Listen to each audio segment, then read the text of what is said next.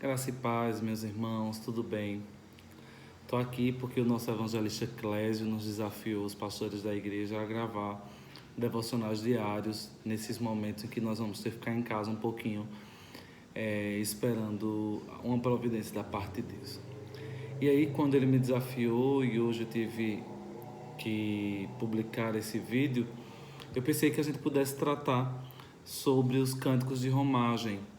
São salmos, são 15 salmos, a partir do Salmo 120 até o Salmo 134, em que os judeus naquela época cantavam no momento de peregrinação quando eles iam ao templo, pelo menos 3 vezes ao ano, em uma ocasião pelo menos em específico.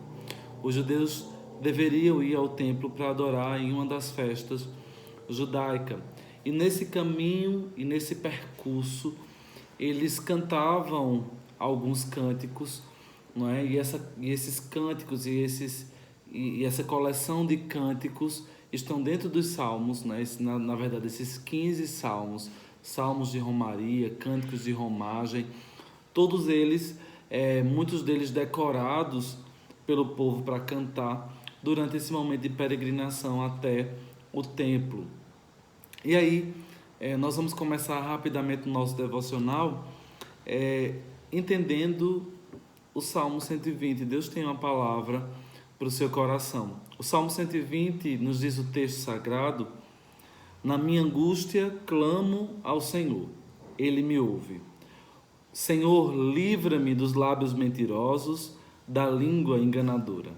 Que te será dado ou que te será acrescentado, ó língua enganadora? Setas agudas do valente e brasas vivas de zimbro. Ai de mim, que peregrino em Meseque e habito nas tendas de Quedar. Já há tempo demais que habito com os que odeiam a paz. Sou pela paz, quando porém eu falo, eles teimam pela guerra. Os salmos de romagem são incríveis porque eles relatam fatos cotidianos da fé cristã, da vida cristã, não é? Lá no Antigo Testamento, os salmistas que se expressavam nesses salmos, eles também falavam sobre as suas angústias, sobre as suas alegrias, não é? E aqui no Salmo 120 nós não conseguimos entender a autoria do salmista, nós não conseguimos saber quem foi o autor desse salmo, mas nós conseguimos entender algumas questões incríveis em que certamente Deus falará conosco.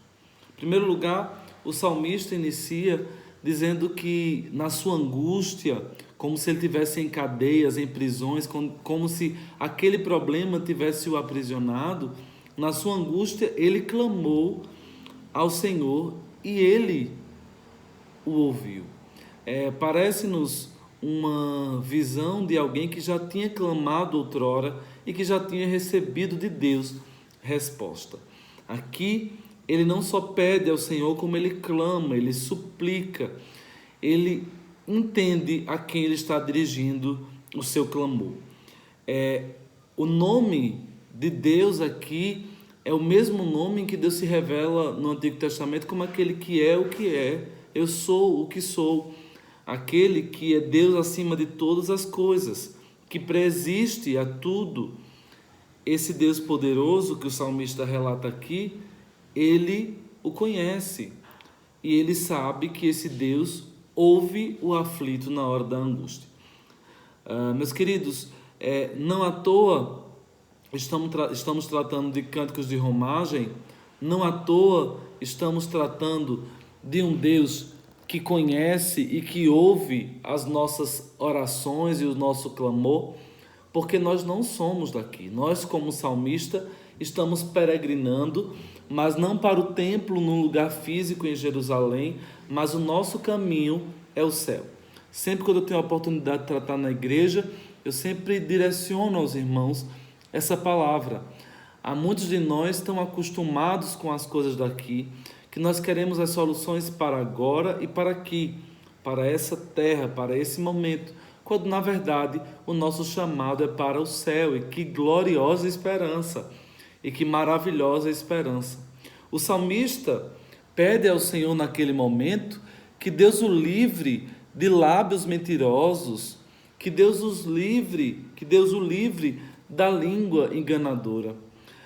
Parece-nos que Deus não... E no meio dessa oração, o salmista já entende a vontade de Deus e prossegue perguntando: que te será dado ou que te será acrescentado à língua enganadora? E ele mesmo traz à luz a resposta, indicando que setas agudas do valente, todos conhecemos que as flechas eram armas, né? Cuja as pontas afiadas, né, no aljava, eram mortais. No tiro certo, quando o flecheiro pegava, ele sabendo o lugar certo, ele atingia e de forma letal levava à morte aquele adversário. E aqui o salmista, com muita clareza, nos trata de que essas línguas enganadoras, de que esses lábios mentirosos tinham como fim, tinham como momento final, certamente no estabelecimento do reino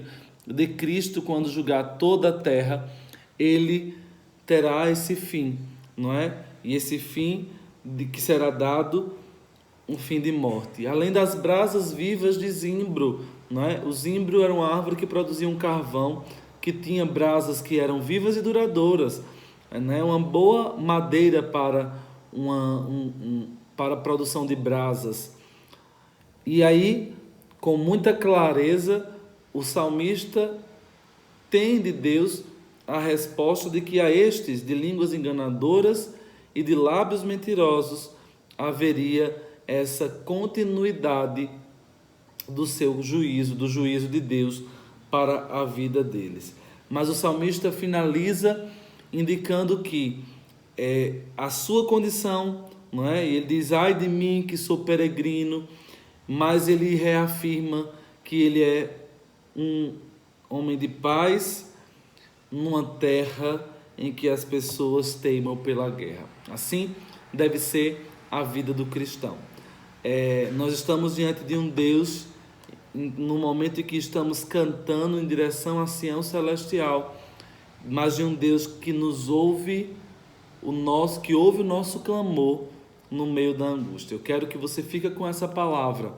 Mesmo em meio ao tormento, mesmo em meio ao caos, mesmo em meio a pessoas de lábios mentirosos e línguas enganadoras, nós temos um Deus que nos ouve o clamor quando clamamos na angústia. Não perde, dentro de próximo tempo, nos próximos dias, nós vamos estar tratando ainda de outros salmos, dessa coletânea de 15 salmos, os salmos de romagem. Que Deus abençoe a sua vida muitíssimo.